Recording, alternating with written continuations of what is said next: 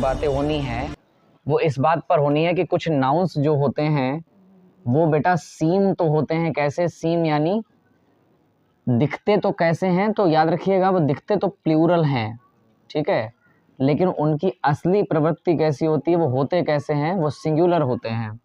और जब कोई चीज़ दिखे प्लूरल परंतु हो सिंगुलर तो उसके साथ हमेशा हेल्पिंग वर्ब कैसी आती है, तो सिंगुलर आती है, यानी SHV आती है। SHV मतलब सिंगुलर हेल्पिंग वर्ब का प्रयोग किया जाता है। सिंटैक्स के नए रूलों में आगे बढ़ रहे हैं और ये कौन कौन सी चीज़ें होती हैं उनको हम देखते रहेंगे, आगे बढ़ते रहेंगे। हेडिंग आप डाल ही चुके होंगे, आपका जो भी नेक्स्ट रूल हो वो आप देखते रहिएगा अपनी कॉपीज़ में, उसको देखते रहिएगा और उसको नोट करते रहना है अच्छे से। अगर रूल वाइज हम नहीं चलेंगे तो आने वाले प्रश्नों को हम सही से हल नहीं कर पाएंगे, इसमें सबसे बड़ी कमी हम लोगों की होगी। ध्यान से लिखिएगा कि रूल नंबर आपने डाल दिया, अच्छे से लिखिए। कुछ नाउन्स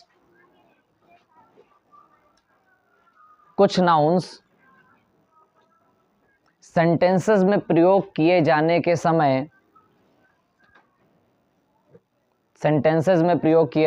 समय और वास्तविकता में भी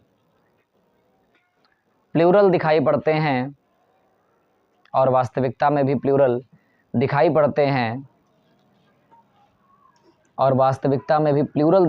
हैं, परंतु वे वास्तविक रूप से सिंगुलर होते हैं, और उनके साथ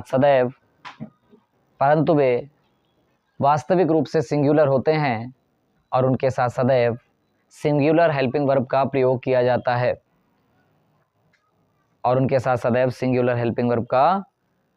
जाता है।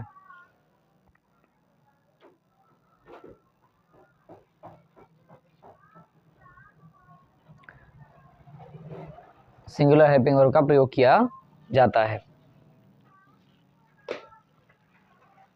उदाहरण के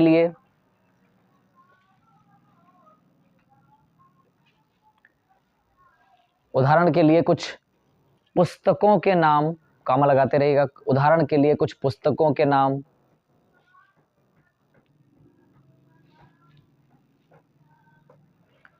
कुछ देशों अथवा संगठनों के नाम,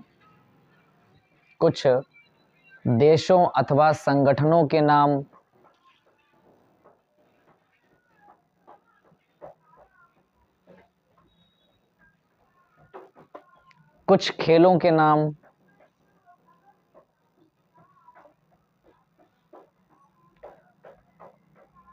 कुछ विषयों के नाम,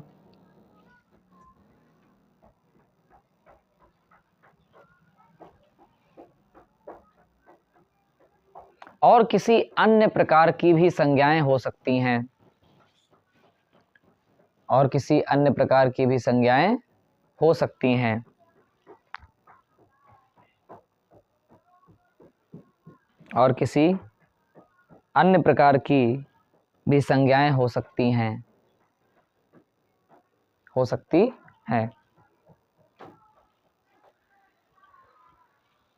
ठीक है, तो कुछ नाउन्स ऐसे हैं जो देखने में तो बेटा कैसे हैं, तो याद रखिएगा दिखते तो वो प्लूरल हैं, परंतु उन्हें सिंटैक्स के रूल के अंतर्गत माना कैसा जाता है, सिंगुलर माना जाता है।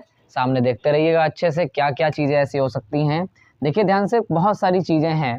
जैसे अगर हम नाम ही बनाना चाहें तो अभी हम आपको रूल वाइज दिखाएंगे। तो जैसे अगर हम आपसे कहें कि एक शब्द है न्यूज़, ठीक है, न्यूज़, देखिए ऐसा लग रहा है कि हमने इसमें SES लगा के इसको प्लूरल बना दिया हो, लेकिन ऐसा नहीं है। न्यूज़, ठीक है। ऐसे ही एक शब्द है फिजिक्स, अब देखिए भौतिक विज्ञान, अब ये है तो एक ही सब्जेक्ट, लेकिन देखने में कैसा लगता है, ये प्लूरल लगता है। ऐसे ही एक शब्द है जैसे पॉलिटिक्स, राजनीति, ठीक है, अब देखने में कैसी लग रही है, प्लूरल। पॉलिटिक्स यानी बहुत सारी राजनीति के बारे में ऐसा बात कर रहे हैं, लेकिन ऐसा नहीं है। राजनीति को ही केवल पॉलिटिक्स कहा जाता है, बस। ये स्वयं सिंगुलर है, प्लूरल नहीं है, ठीक है। कोई कंट्री ले लीजिए, जैसे आपने सुना होगा यूनाइटेड स्टेट्स, देखो ध्यान से सुनना, यूनाइटेड स्टेट्स ऑफ अमेरिका, ठीक है, ये देश हुआ पूरा, यूनाइटेड स्टेट्स ऑफ अमेरिका। ठीक है, अब देखिए स्टेट्स लगा हुआ है। ठीक है, इस तरीके से अगर किसी भी प्रकार के देश का इस तरीके के नाम हैं तो हम कहेंगे सर ये दिखने में तो ऐसा लग रहा है कि प्लूरल है, परंतु है कैसा, ये सिंगुलर है। कोई भी चीज़ ले लीजिए, जैसे बाई चांस आप एक खेल का नाम जानते हैं चेस, अब है शतरंज एक ही, लेकिन उसको देखने में लगता है कि प्लूरल हो। और अभी हमने देखा कि कुछ सारी नाउन्स हैं वो लगती तो प्लूरल हैं लेकिन होती सिंगुलर हैं, और जैसे ये सिंगुलर हो जाएंगी तो उनके साथ हमेशा यदि कोई सब्जेक्ट हैं S1 S2 हैं और वो किसी प्रकार से किसी प्रीपोजिशन से जुड़े हैं, P फॉर प्रीपोजिशन, तो ये जो S1 और S2 हैं जो किसी प्रीपोजिशन से जुड़े हैं, तो इनके साथ जब भी हेल्पिंग वर्ब आएगी तो वो हमेशा पहले वाले सब्जेक्ट के अकॉर्डिंग आएगी। किसके अकॉर्डिंग? पहले वाले सब्जेक्ट के अकॉर्डिंग आएगी। इस बात को हम लोग ध्यान रखेंगे। ठीक है, अभी हम कुछ रूल को लिखते हैं और फिर आपको समझाते हैं। अगले जो रूल हैं जिनको हम लोग एग्जाम्पल्स के अकॉर्डिंग समझेंगे वो सामने लिखे हुए हैं कि जब भी कोई दो सब्जेक्ट किसी सेंटेंस में किसी प्रीपोजिशन के साथ जुड़े होते हैं तो उनके साथ आने वाली हेल्पिंग वर्ब सदैव पहले वाले सब्जेक्ट के अकॉर्डिंग लगाई जाती है। जैसा कि अभी हम लोगों ने देखा, उसका छोटा सा हमने एक ग्राफ बना दिया ताकि आप समझ पाएँ। और लिखा हुआ है the glass on the dining table. अब देखिए लिखा हुआ है द ग्लास और ये the dining table, subject number 1 the glass and subject number 2 the dining table. जब भी कभी दो सब्जेक्ट, देखो ध्यान से, किसी प्रीपोजिशन या प्रपोजिशन के साथ जुड़े होंगे, ऑन एक प्रपोजिशन है, इसके साथ दो सब्जेक्ट S1 और S2 जुड़े हुए हैं, तो इस अवस्था में जो हमारी हेल्पिंग वर्ब है वो किसके अकॉर्डिंग आएगी? तो हमेशा S1 अर्थात पहले वाले कर्ता के अकॉर्डिंग आएगी, और S1 के अकॉर्डिंग आने वाली जो हेल्पिंग वर्ब है वो क्या हो जाएगी? इज हो जाएगी, और आर हमारी एरर हो जाएगी। सिंटैक्स में पूछा जाएगा एरर क्या है, तो आर और इज हमारा करेक्ट हो जाएगा। इसी तरीके से देखिए ध्यान से लिखा हुआ है द लीचीज ऑफ उत्तराखंड। देखिए ध्यान से, लीचीज हो गई S1, उत्तराखंड हो गया S2, और बीच में एक प्रपोजिशन लगा हुआ है ऑफ। अब जब लीचीज लिखा हुआ है, लीची आपने खाई होंगी, लीचीज, अब एक ही साथ लीची एक नहीं है, पूरा पूरा बंच होता है, गुच्छा होता है लीचियों का, तो लीचीज लगा हुआ है, इसका मतलब ये प्लूरल सब्जेक्ट दे रहा है, और प्लूरल सब्जेक्ट होने की दशा में हमेशा इसके साथ हेल्पिंग वर्ब प्लूरल आएगी, इज और एम एरर हो जाएंगी। Is my favourite. नेक्स्ट है दिखा हुआ है द पोएट्री। सभी बच्चों को मैंने पहले ही बताया था पिछली क्लासेस में कि अगर कोई कविता है तो उसे पोम कहा जाता है या पोएम कहा जाता है, पोम भी लोग कहते हैं, एक्सेंट में कहते हैं, तो और अगर कविताओं का संग्रह है तो उसे पोएट्री कहा जाता है। ठीक है, याद रखिएगा। अभी सिंटैक्स का एक रूल ऐसा आएगा इसमें बताया जाएगा कि सीनरी नहीं होता, सॉरी सीनरीज नहीं होता, सीनरी होता है, क्योंकि एकल दृश्य है तो उसे हम सीन कहते हैं, और बहुत सारे दृश्यों को मिलाकर सीनरी कहा जाता है। सीनरीज नाम का शब्द नहीं होता। फर्नीचर स्वयं में ही बहुत सारे लकड़ी के सामानों को मिलाकर बनाया जाता है।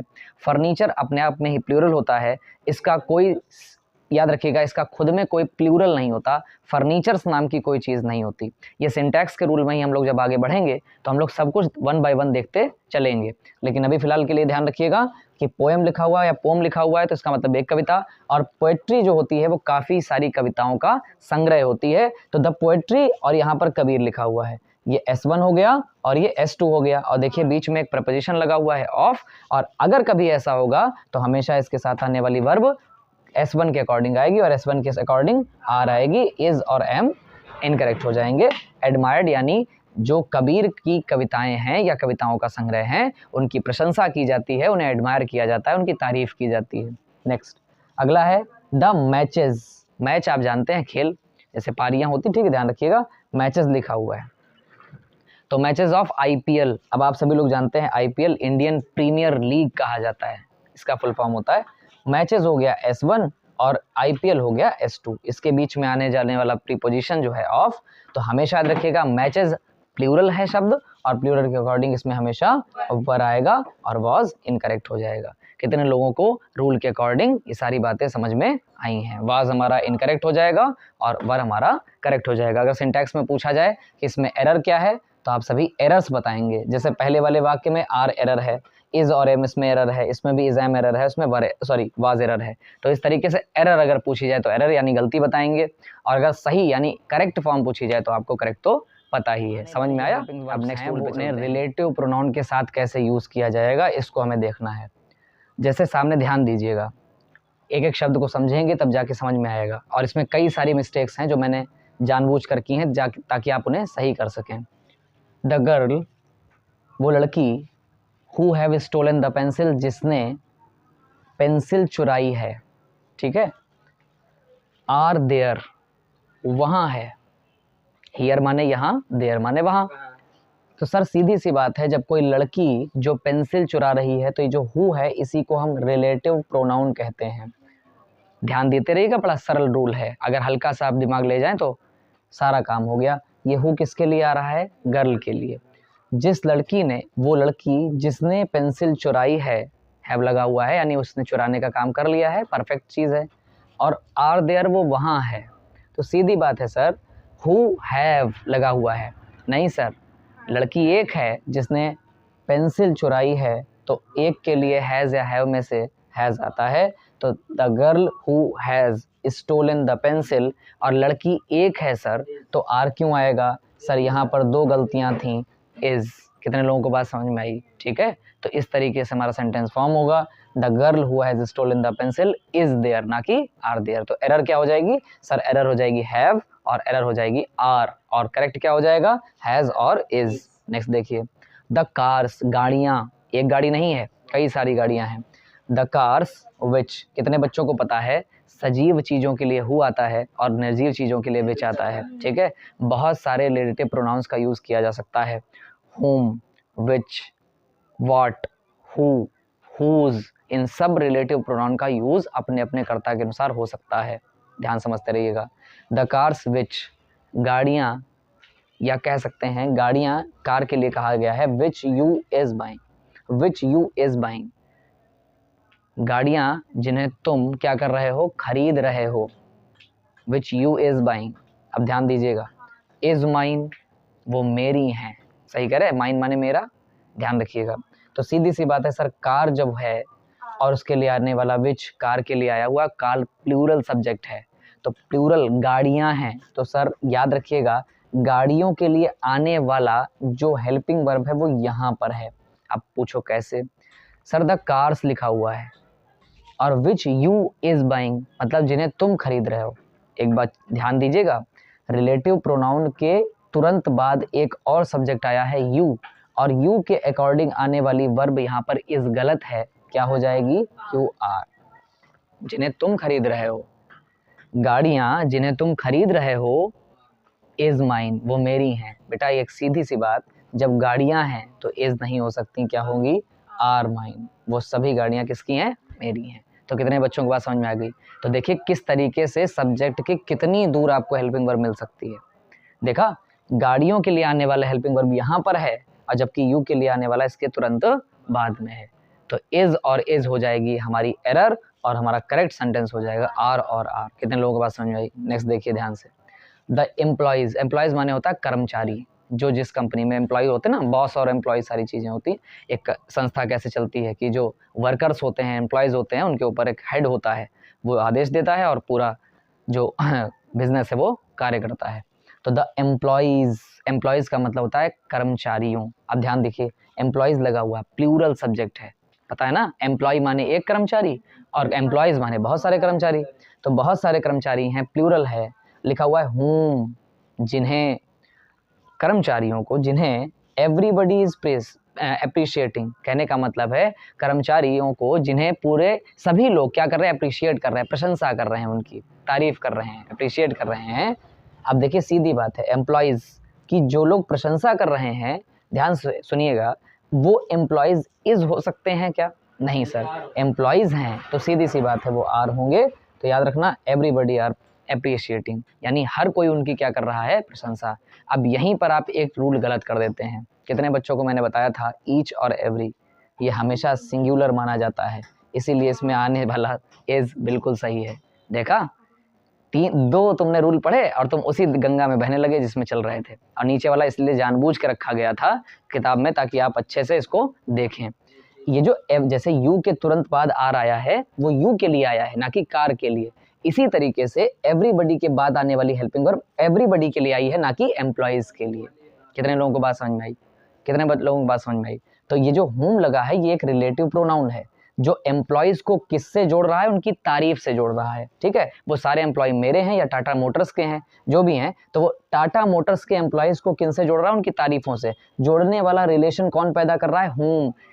वे कर्मचारी जिनकी तारीफ हो रही है, यानी जिनकी तारीफ हो रही है उन्हीं कर्मचारियों के बारे में कहा जा रहा है। अब ध्यान सुनिएगा, the employees whom everybody is appreciating. अब देखिए यहाँ पर कल वाले सिंटैक्स के रूल के हिसाब से बिल्कुल यहाँ पर सही है, लेकिन आगे देखिए, is the employee of Tata Motors. क्या टाटा मोटर में एक ही एम्प्लॉय होगा? टाटा मोटर्स बहुत बड़ी कंपनी है, भारत ही नहीं विदेशों में इसका साम्राज्य है, तो सीधी बात है यहाँ का जो एम्प्लॉयज है वो कहाँ पर टर्मिनेट हुआ जाकर? यहाँ पर। और यहाँ का इज हटकर यहाँ पर क्या आएगा? Are the employees of Tata Motors, यानी टाटा मोटर्स के ये एम्प्लॉय हैं जिनकी तारीफ लोग। कितने लोगों को बात समझ में आई?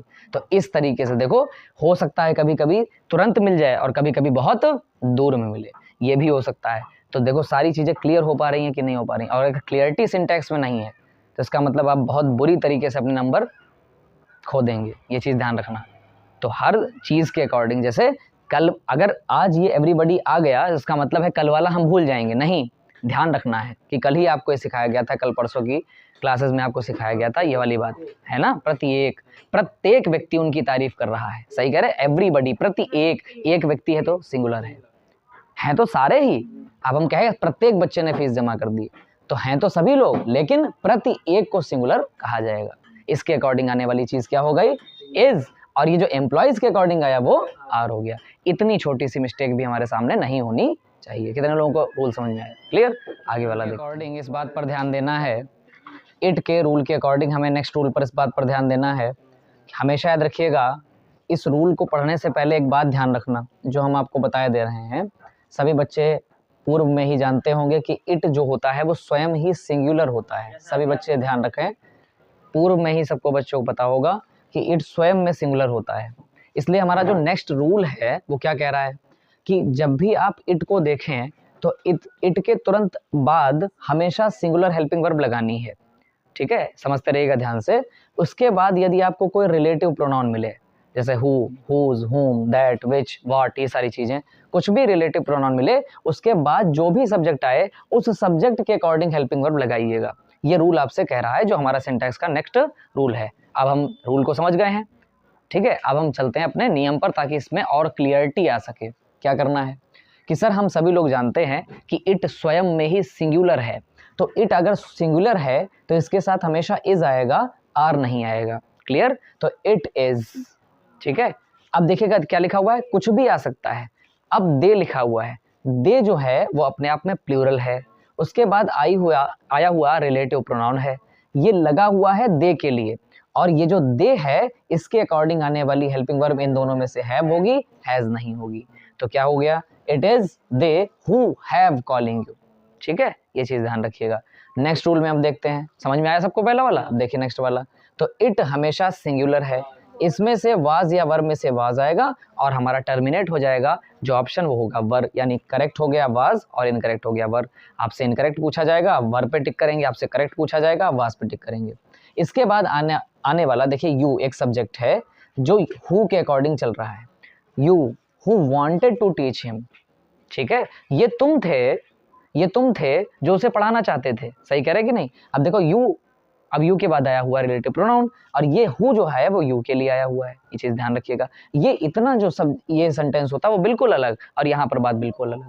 तो यू किसके लिए आया हुआ है, सॉरी हु किसके लिए आया हुआ है? यू के लिए। और ये जो यू है इसके अकॉर्डिंग यहाँ पर कुछ भी जब लगा हुआ है, वांटेड लगा हुआ है, इसका मतलब हमें ये समझना पड़ेगा कि ये पास्ट इंडेफिनिट है। और पास्ट इंडेफिनिट में हम हमेशा, चाहे हमें यू मिले, दे मिले, वी मिले, कुछ भी मिलता है तो हमेशा हम उसकी सेकंड फॉर्म ही लगाते हैं। तो उसमें करेक्ट इनकरेक्ट वाली कोई बात ही नहीं है। तो यहाँ पर हमें करना था वो हमने सही कर दिया। नेक्स्ट वाले में आगे, तो इट इज, अब देखिए इट स्वयं में क्या है? सिंगुलर है, तो इसमें से इज करेक्ट हो जाएगा और आर इनकरेक्ट हो जाएगा। अब लिखा हुआ it is known to all, ये सबको पता है या ये सब जानते हैं। क्या जानते हैं? दैट की दे। अब देखिए ये जो दैट आया है ये भी एक प्रकार का रिलेटिव प्रोनाउन है। किस बात को जाना जा रहा है? इस बात को जाना जा रहा है, और इस बात को इस बात से मिलाने वाला ये जो प्रोनाउन है, क्या है? रिलेटिव प्रोनाउन है। और याद रखिएगा दैट एक डेमोन्स्ट्रेटिव प्रोनाउन भी है। मैंने आपको एक छोटा सा उदाहरण दिया था, इंटरव्यू में पूछा गया था, दिस दैट दीज दोज क्या होते हैं? तो that is a demonstrative pronoun, this that these those are the demonstrative pronoun. ठीक, आगे देखिए ध्यान से। तो दे, अब देखिए जैसे ही हमारा रिलेटिव प्रोनाउन आया, इसके तुरंत बाद आने वाला जो दे है उसके अकॉर्डिंग आने वाली हेल्पिंग वर्ब हैव होगी और हैज गलत हो जाएगी। क्लियर? तो इट के साथ हमेशा सिंगुलर, उसके बाद जो भी सब्जेक्ट आते हैं उनके अकॉर्डिंग, सब्जेक्ट के अकॉर्डिंग लगेगी। और क्या लिखा हुआ? अटेंड, अटेंड माने प्राप्त करना था, फर्स्ट प्राइज उसने पहला इनाम प्राप्त किया। आगे देखिए, अब सीधी बात, नीचे तो कुछ करना ही नहीं है। सर इट हैज और have been raining to since morning, सुबह से वर्षा हो रही है। आज जानते हैं वर्षा वाले सारे सेंटेंस इट से बनते हैं, और अभी मैंने ऊपर बताया कि इट स्वयं में सिंगुलर होता है, तो इट के साथ हमेशा हैज लगाएंगे, हैव नहीं लगाएंगे। It has raining since. कितने लोगों को आज की क्लास समझ में आई? सारे रूल अच्छे से समझ में आए कि नहीं? तो आशा करते हैं आज की क्लास में आपको आनंद आया होगा, समझ में आए होंगे रूल। और ये यूपी बोर्ड के अकॉर्डिंग बहुत इंपॉर्टेंट हैं, सभी बोर्ड्स में पूछे जाते हैं, आगे तक आने वाली काम वाली चीज़ है, इसलिए अच्छे से अध्ययन कीजिएगा। इसके आगे के जो नियम हैं वो अगली कक्षाओं में बताए जाएंगे, अगले एपिसोड में। तब तक अपना और अपने घर वालों का ख्याल रखें, खुश रहें, मस्त रहें। शिक्षणा में जुअस की तरफ से आपका बहुत बहुत धन्यवाद।